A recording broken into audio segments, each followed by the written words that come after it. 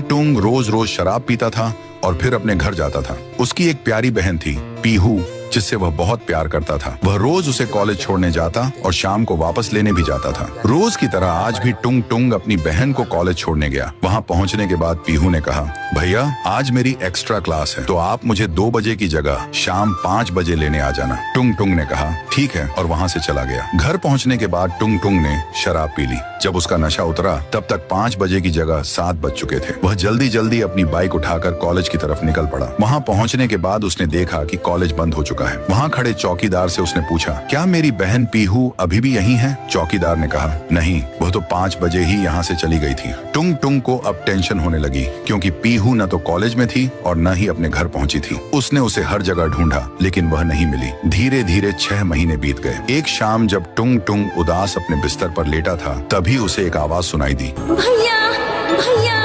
भैया। वह झट से उठकर बैठ गया। उसने देखा कि सामने पीहू खड़ी है, लेकिन उसका चेहरा पूरी तरह बदल चुका है। उसने रोते हुए कहा, भैया जिस दिन आप मुझे कॉलेज छोड़कर आए थे, जब मैं कॉलेज से वापस घर आ रही थी, तभी रास्ते में मेरी ही क्लास का लड़का साबिर बॉस अपनी कार लेकर मेरे सामने आ गया। उसने कहा, अरे पीहू, पैदल ही क्यों जा रही हो? चलो मैं तुम्हें छोड़ देता हूँ, मैं भी तुम्हारे घर की तरफ ही जा रहा हूँ। पहले मैं अपनी दादी से मिल लूँ, जो जंगल वाले घर में रहती है, उसके बाद तुम्हें तुम्हारे घर तक छोड़ दूंगा। मैं उसकी बातों में आ गई और उसके साथ उसकी कार में बैठकर चली गई। वह मुझे अपनी दादी के पुराने बंगले में ले गया। वहाँ कोई नहीं था। उसने मुझे खाने के लिए एक चॉकलेट दी। जैसे ही मैंने वो चॉकलेट खाई, मैं बेहोश हो गई।